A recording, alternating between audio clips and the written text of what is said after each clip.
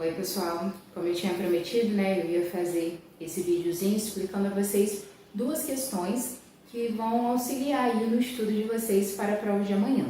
Então eu vou estar resolvendo com vocês a questão 7 da lista de revisão que eu enviei para vocês, né, que a gente trabalhou na nossa aula de ontem, e também vou resolver uma questão sobre massa atômica, em um caso um pouquinho diferente, que é interessante que a gente saiba resolver, tá?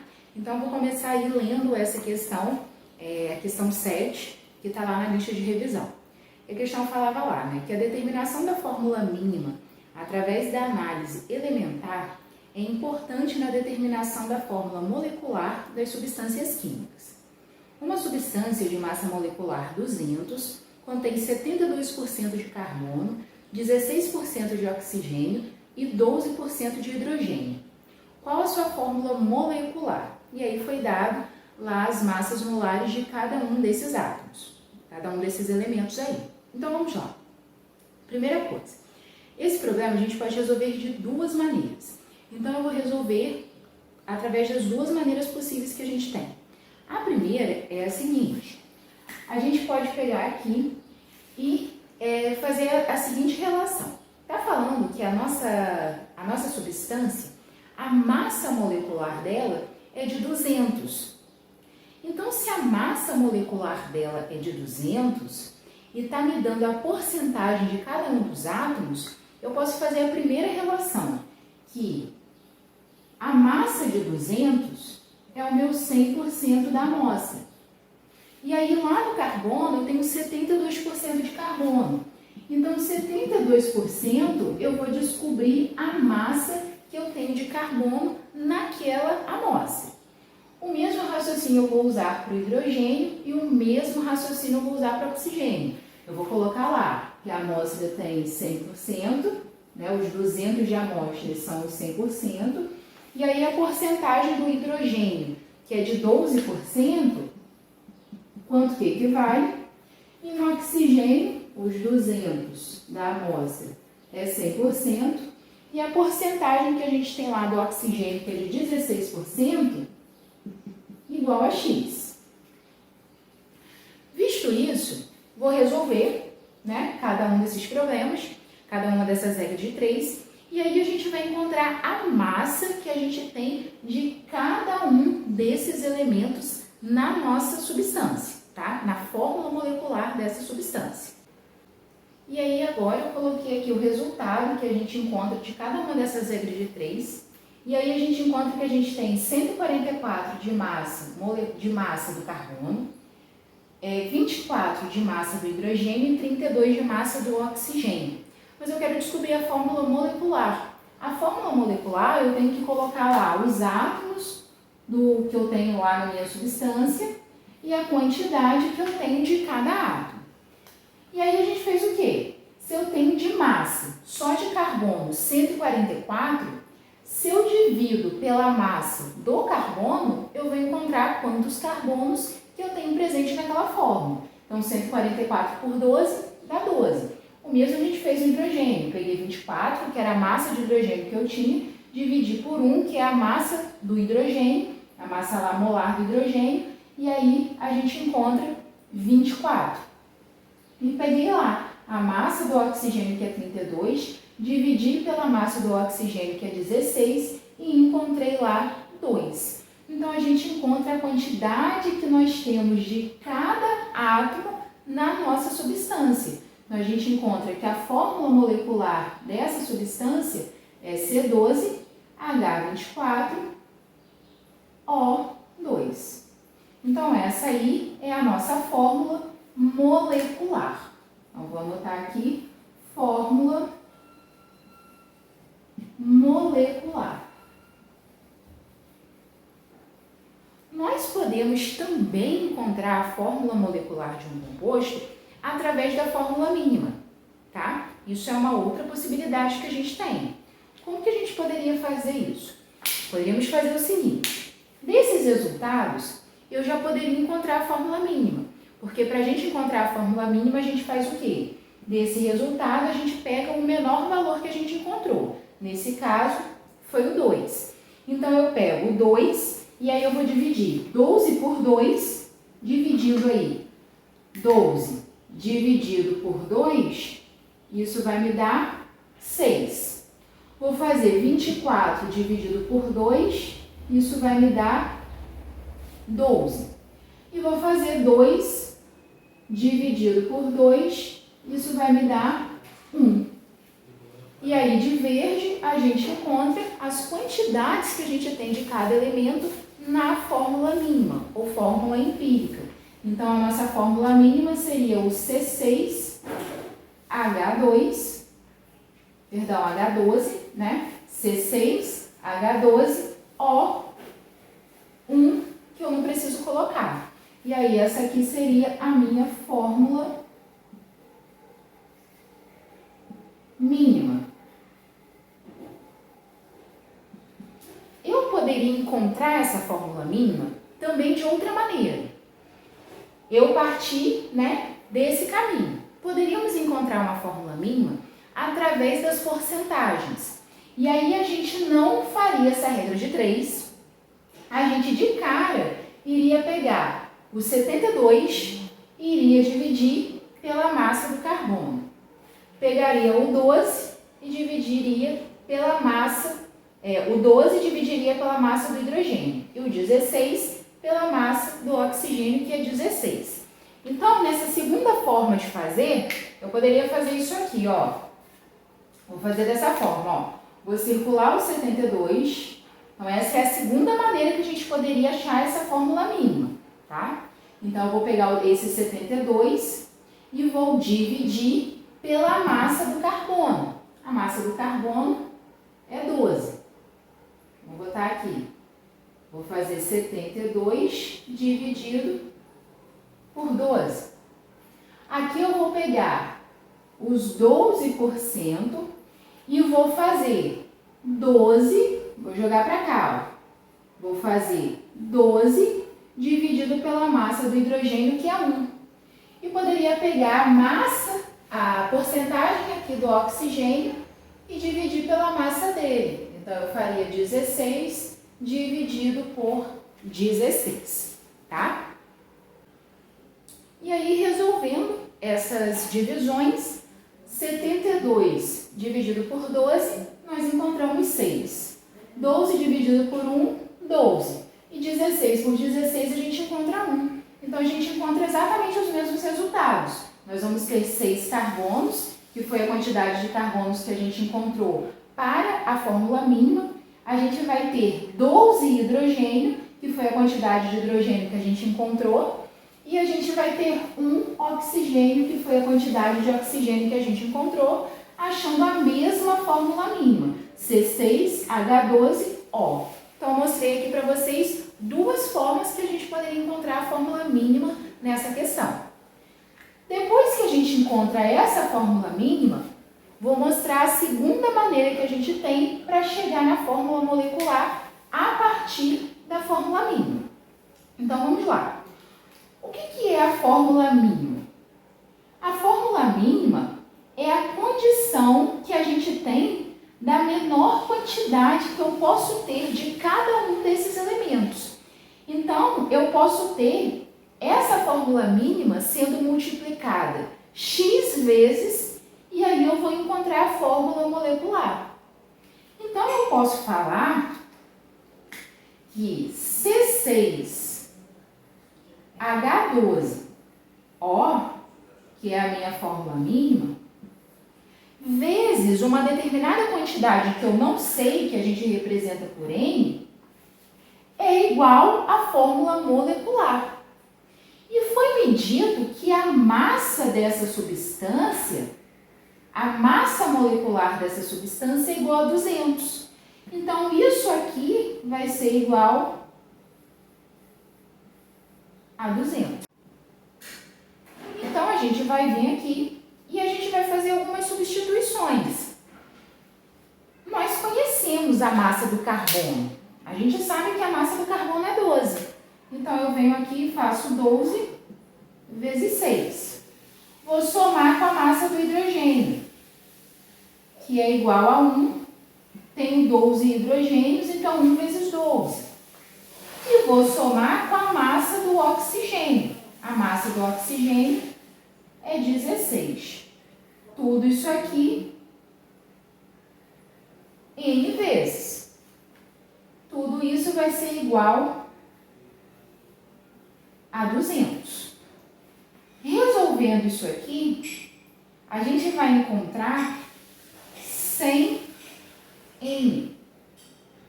100 N vai ser igual a 200, tá? E aí eu acho que está cortando um pouquinho para vocês. Vou fazer o seguinte, vou apagar aqui e vou escrever do lado, tá? Então aqui a gente vai encontrar que 100 N é igual a 200. Então a gente vai achar que N é igual a 200 dividido por 100. 200 dividido por 100 é igual a 2. Então, a gente encontra que o valor de N é igual a 2. Então, eu vou ter que multiplicar a quantidade de cada elemento por 2. Então, para eu achar a fórmula molecular, eu vou fazer C vezes 2, 12 vezes 2 e 1 vezes 2. Fazendo isso, C vezes 2 vai me dar, no caso 6, vezes 2 vai me dar 12. Então, eu vou ter C12. 12 vezes 2 vai me dar 24, então eu vou ter H24. E 1 vezes 2 vai me dar 2. Então, eu vou ter aqui O2. Então, eu vou ter C12, H24, O2. Essa é a minha fórmula molecular e vai bater com a mesma fórmula molecular que a gente havia encontrado anteriormente, tá bom? Então, para essa questão, o raciocínio dela, né, trouxe aqui para vocês, tentei explanar de forma que a gente pode ter dois caminhos, dois raciocínios, ambos estão corretos, e o que ela se diferencia da questão que a gente tinha feito anteriormente. A questão que a gente tinha feito anteriormente na nossa aula, que foi a questão 6, era uma questão que a nossa substância já tinha lá 100 gramas, né? Já aqui a nossa substância tem 200, né? Tem massa 200. Aqui não fala que é uma massa molar que seria em grama. A gente pode considerar que a gente está falando da massa molecular, então estaria tudo em U. Mas o mais relevante para a gente aqui é o número, né? Então, tem essa peculiaridade nessa questão e a gente trabalhou também um pouquinho sobre a fórmula molecular que a gente não tinha trabalhado. A gente tinha trabalhado só a fórmula mínima, tá bom? E aí essa era uma das questões que eu queria fazer. Vou fazer agora uma outra questão com vocês sobre massa atômica, num caso um pouquinho diferente do que a gente tem costume de ver, tá? Agora nessa questão, a gente vai ter uma situação como essa, né? Um exemplo como esse, que a gente vai usar o átomo neônio como o nosso átomo norteador aí para resolver a questão. E aí a ideia é que a gente descubra quais são as abundâncias dos isótopos do neônio com massa 20 e massa 22. E é dado para a gente a abundância do neônio com massa 21, do isótopo do neônio com massa 21, tá bom? Então, é dado uma abundância e eu quero descobrir essas duas abundâncias. Como que a gente vai resolver esse tipo de problema? Normalmente, a gente resolve problemas quando a gente tem dois isótopos. Nesse caso, a gente vai ter 3 isótopos, vai conhecer uma abundância e as outras duas a gente desconhece e quer saber. Como que a gente vai fazer? Vamos lá. Vamos começar resolvendo da forma que a gente já tem costume. Vamos aplicar na fórmula. Na fórmula vai dizer para a gente que a massa atômica, que no caso é 20,179, vai ser igual à massa do primeiro isótopo, que eu não sei, então vai ser 20, vou botar 20x, mais a massa do segundo isótopo, que é 21, vezes a abundância dele, que é 0,26. Mais a massa do terceiro isótopo, que é 22, vezes a abundância dele, que eu também não sei. E aí a gente vai se perguntar aqui, ó. Quando a gente tem o costume de resolver, a gente colocaria aqui 100 menos x.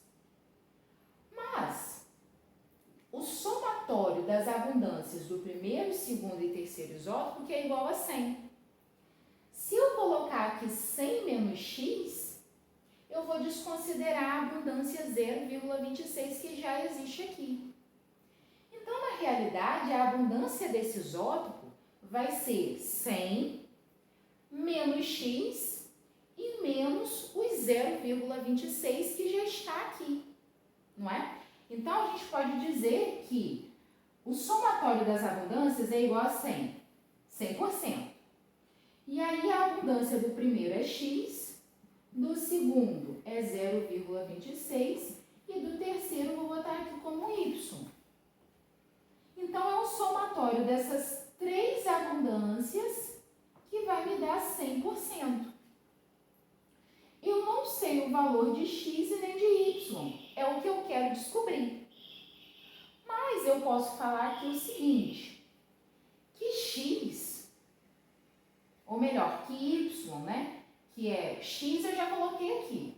Eu vou ter que colocar alguma coisa aqui em função de x, porque se eu meter um y ali, eu vou ter duas incógnitas, né? Então, eu vou colocar algo ali em função de x. Então, eu vou dizer que essa abundância aqui é y, que é o que eu também quero descobrir, mas eu posso falar que y é igual a 100. Aí eu vou jogar o x e o 0,26 para cá, subtraindo.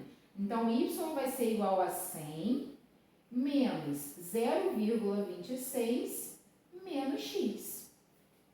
Então, a gente chega à conclusão que o valor de y vai ser igual a 99,74, porque eu fiz 100 menos 0,26 menos x.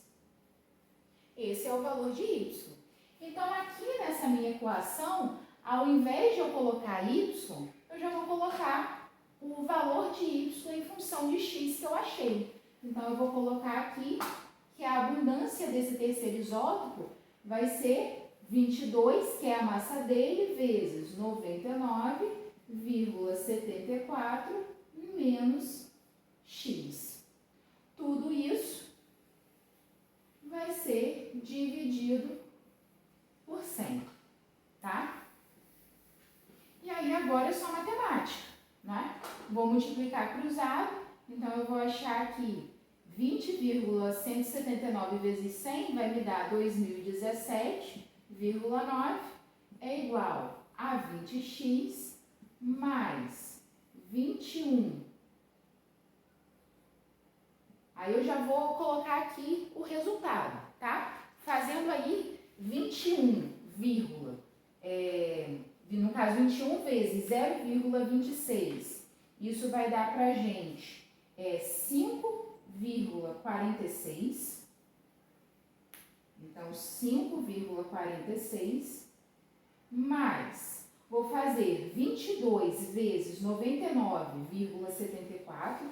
Isso vai me dar 2.194,28 e 22 vezes menos x, que vai me dar menos 22x, tá? Aí agora eu vou resolver, né?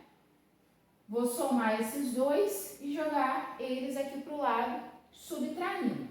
Então, fazendo isso aí, a gente vai encontrar menos 181,84, tá? Então, eu somei 5,46 mais 2.194,28 e joguei para esse lado, subtraindo 2017,9 por aquele resultado. A gente vai encontrar menos 181,84. Isso aqui vai ser igual a 20x menos 22x, que vai me dar menos 2x. Multiplicando isso aqui por menos 1, a gente vai encontrar um valor positivo, e aí x vai ser igual a 181,84 dividido por 2. Resolvendo isso aí, a gente vai encontrar 90,92. 90,92%. Essa é a minha abundância referente a X, que é referente ao isótopo com massa 20. Então, X vai ser igual lá a 90,92%, enquanto lá que o valor, no caso de Y, que a gente colocou em função de X, a gente vai encontrar aqui que essa abundância é de 8,82%.